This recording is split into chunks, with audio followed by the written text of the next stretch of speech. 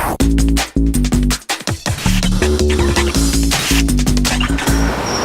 Christopher Yates here, and thanks for tuning in. You know, over the past 30 years, I've had the privilege of meeting thousands of people as I've photographed them, as I've worked as a professional photographer. And also, over those many, many years, I've had countless questions asked, and I've been able to give them tips and instructions on how they can improve their personal photographs that they take. So that's what I've got for you today, 5 quick tips on how you can improve your photography. And the first tip that we'll be taking a look at in just a moment will actually deal with choosing a camera, choosing between a point and shoot and a DSLR camera. After that, we'll look at 4 tips that are really elements of design, elements of art that will help you improve your photography. These are foundations that apply whether you're photographing using film or photographing using digital. These are foundations that will have a big impact on really making your photographs stand out. So let's go ahead and take a look. Okay, for our 5 tips, let's jump right in and take a look at tip number 1. Select the camera that best meets your needs. Now, what are you going to use your camera for? Is it something just to kind of record things as they happen? Maybe, candid snapshots, something that you will look at on your computer? Perhaps if you do print them out, they'll just be small little images.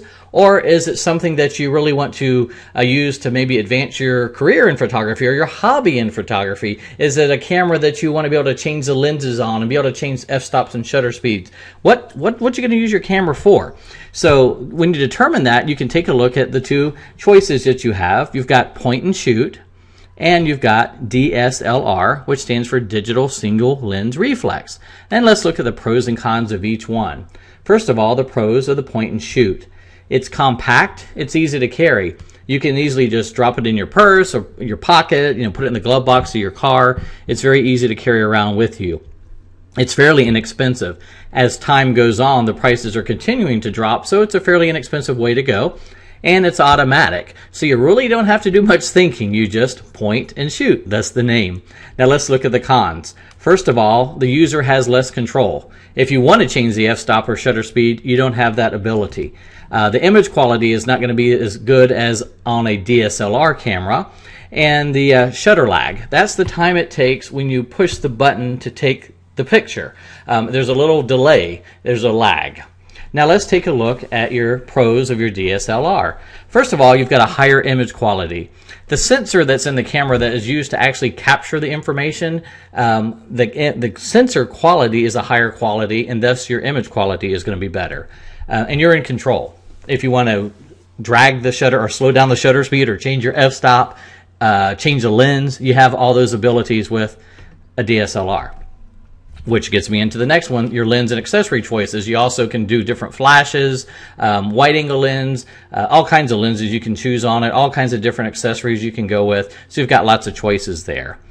Now the cons would be, first of all, it can be expensive. The quality is better, so you're going to pay more for better quality.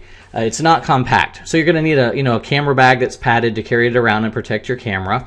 And you've got a higher learning curve. Since there's a lot more things you can do with a DSLR, there's a lot more things to learn. So that kind of gives you a little comparison between the 2, and that takes us into number 2.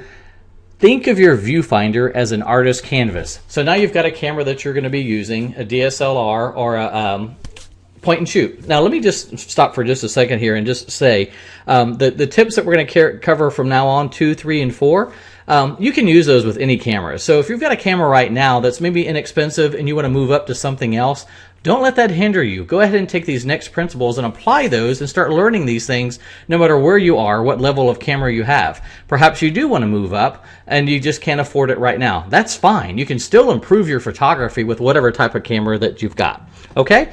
So let's look at number 2. Think of your viewfinder as an artist's canvas. What I mean by that is, instead of just simply going up and shooting away without giving any thought, think of like an artist before they start to create a painting. They look at the canvas, they visualize everything out, and then they start the painting, and they don't want to waste the canvas. They want to make use of all that canvas area. You want to do the same thing when you're looking through the viewfinder of your camera, and look at it and see what's going to be in your final image. And do you need to move over to the left or to the right or get down lower? What do you want to do? You want to also be able to fill the frame. Many beginning photographers, beginners, don't move in close enough. So one thing you want to do is just to really move in close. Don't be afraid to get close to that subject and try different angles and different things. And that can really add interest to your photograph as well. Now let's take a look at number 3. Use leading lines to direct your viewer's eyes. In this case, I'm going to show you as a high school senior. Now I looked all around at the area around and I saw this railing area, and you'll see it right here, which I took and placed the subject leaning her on the rails, so that when your eyes look at the image, they first start at the left and the line of the rail leads you right into the subject. And also if you look in the background, you're going to see a rail back there that's leading you into the subject as well. Here's another example where we use lights as leading lines. The lights in the batting cage are leading you to the subject. They also lead you away from the subject as well, and when they do that, your eyes are taken to that black area in the background. When your eyes hit that black area, then you look back at the lights and you're brought back out again, and so you're brought back to the subject. Here's another example of a little tot that I photographed, and in this case I used the windowsill as a leading line, which leads you into the subject. Okay, let's move right along and take a look at number 4. Use the rule of thirds for image cropping. Okay, so in this case, we've got a photograph of a house and lots of foreground area there. There's some wires on the side. There's a telephone pole that I want to get rid of. So using the rule of thirds, I use that to crop the photograph, which I'll show you in a minute. One common thing people do a lot of times is they want to move in close and crop it in close and put it dead center. So if you do that, you get something like this. Now we can see the house better, but it doesn't have as much visual impact. You don't really get the feel of the surroundings of the house that we could have if we were going to crop it a little bit differently. So I chose this cropping using the rule of thirds. You can see the leading line of the fence in the background leading into the house. And you can see the foliage in the foreground, which your eye looks at and leads you into the house. So here's how we do that. The rule of thirds looks like this. You divide your image up with 2 vertical and 2 horizontal lines, just like you see here. Then you're going to place your subject at an intersection at the point where the lines intersect. So in this case, they intersect in the top right corner. Now, it depends on the subject and the whole overall view of the photograph. Your subject can be placed at any of these intersections to give a proper composition.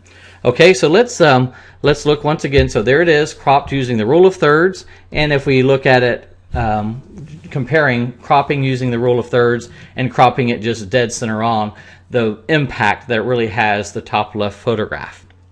All right, hey, and let's go to number 5. We're going to take a look at using contrast to add interest. So here's what we're going to do for contrast. Let's go ahead and just add a couple little dots here on the screen.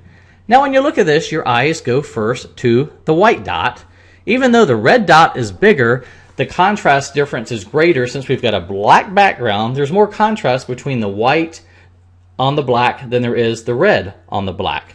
Now but look at this. We go ahead and take away the white dot, and of course your eyes go immediately to the red dot because there's nothing to look at on the screen other than that red, and the contrast is strong there.